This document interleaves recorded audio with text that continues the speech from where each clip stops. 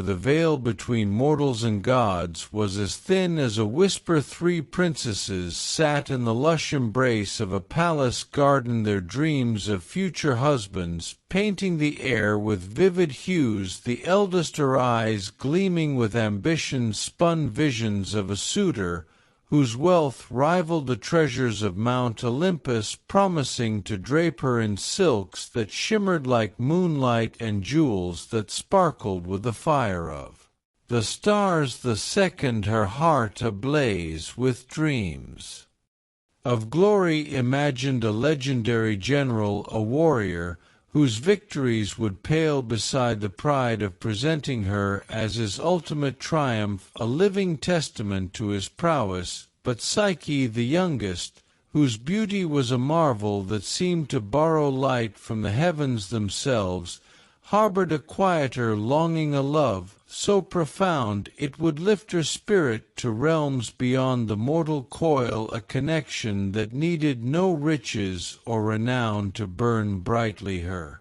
beauty, however, was no mere gift, it was a divine enchantment so breathtaking that it drew travelers from distant kingdoms, their feet weary, but their eyes alight with awe, hailing her as a goddess incarnate. Crowds gathered to glimpse her, offering tributes once reserved for Aphrodite, the goddess of beauty, whose altars now stood barren, overshadowed by the mortal who unwittingly usurped her worship. This adoration stoked the envy of Psyche's sisters, who watched with curled lips as their younger sibling became the kingdom's obsession, and it ignited a fury in Aphrodite, whose divine pride could not tolerate such insolence from a mere human.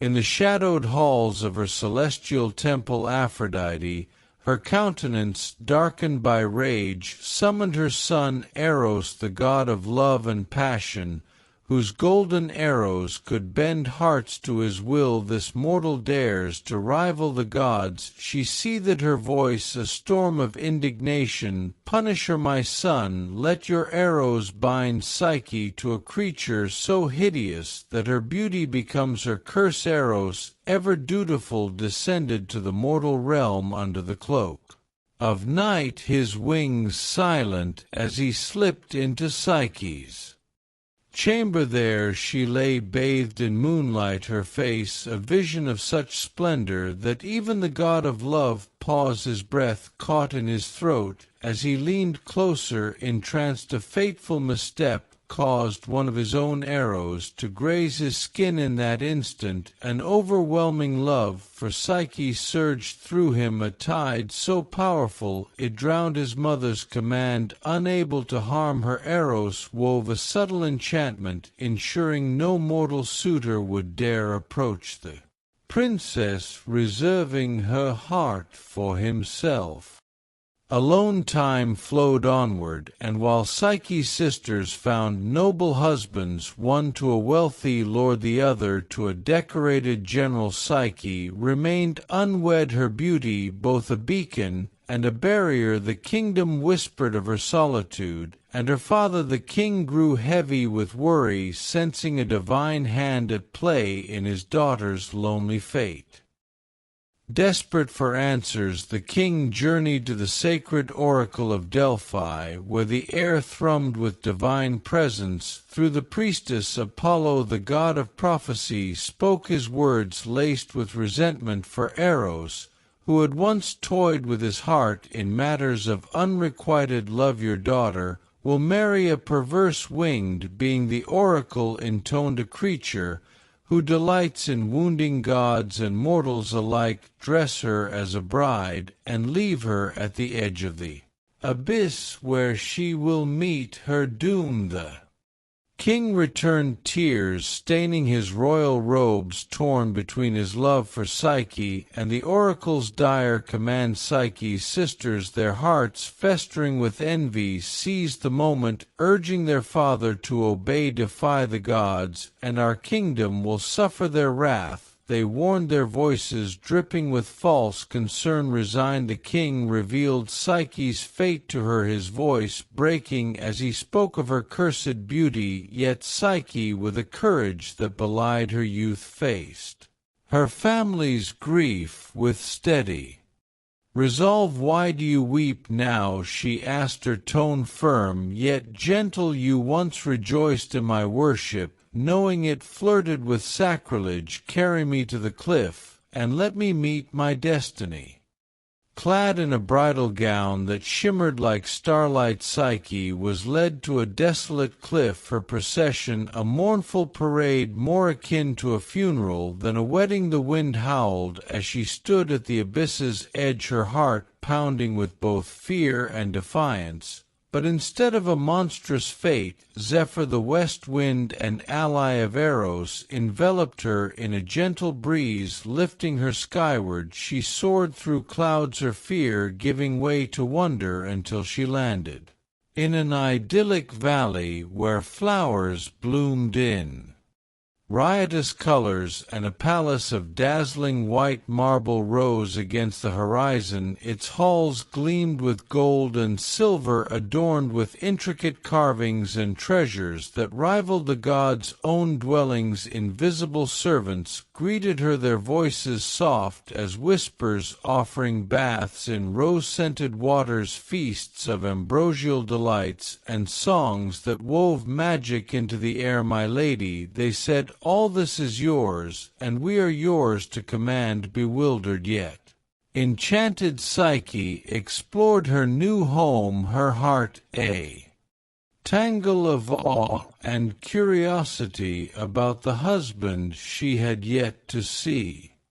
Each night, under the cloak of Nyx, the goddess of night, Psyche's mysterious husband arrived in utter darkness. She felt his presence, his breath warm on her neck, his touch tender and filled with a love that set her soul ablaze. Their nights were a symphony of passion, each moment more sublime than the last. Yet by dawn he vanished, leaving her to wander the palace alone. "Who are you?" she asked one night, her voice trembling with longing. "Isn't our love enough?" he replied, his tone both pleading and firm.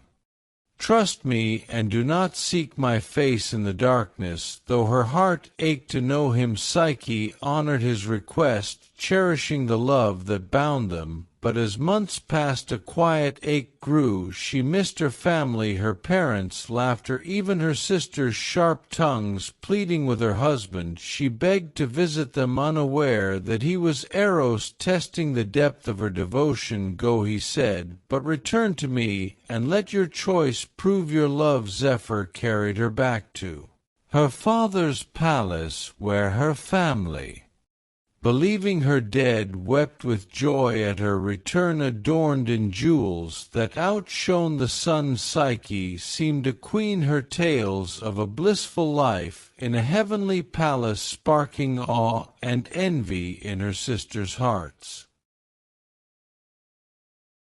The sisters, their jealousy now a venomous fire, questioned her happiness. "How can you love a husband you've never seen?" they pressed. The oracle spoke of a monster, a creature who will bring your doom. "What if he hides his true form to deceive you?" Their words planted seeds of doubt in Psyche's heart, and they urged her to act. "Take a lamp and a knife," they whispered. "When he sleeps, light the lamp, see the monster, and slay him before he destroys you." Returning to the palace, Psyche wrestled with their words, her trust in her husband battling the fear they'd sown. That night, as he slept beside her, she lit a small oil lamp, its flickering glow revealing not a beast, but Eros' divine beauty, a vision of golden wings and chiseled features, a god in mortal form. Entranced, she leaned closer, but a drop of hot oil fell, searing his chest. Eros awoke, his eyes wide with betrayal, as he saw the knife in her hand. "Is this how you repay my love?" he cried, his voice a mix of pain and sorrow. "You believed me a monster, and Now you've broken my only request." Before she could beg forgiveness, he spread his wings and soared through the window into the night. Desperate Psyche leapt after him, but she fell to the earth, her body bruised, her heart shattered. Her sisters, hearing of her return, rushed to the cliff, hoping Zephyr would carry them to the same divine fate, but the wind, loyal to Eros, refused them, and they plummeted to their deaths, their envy, their undoing. Alone Psyche wandered, her soul heavy with loss. She found refuge in the temple of Demeter, the goddess of harvest, where she toiled humbly, sweeping floors and offering prayers. Her every thought consumed by Eros, her love for him burned undimmed, a beacon in her despair, setting the stage for a journey of trials that would test her courage, defy the wrath of Aphrodite, and prove that mortal love could challenge the will of the gods themselves.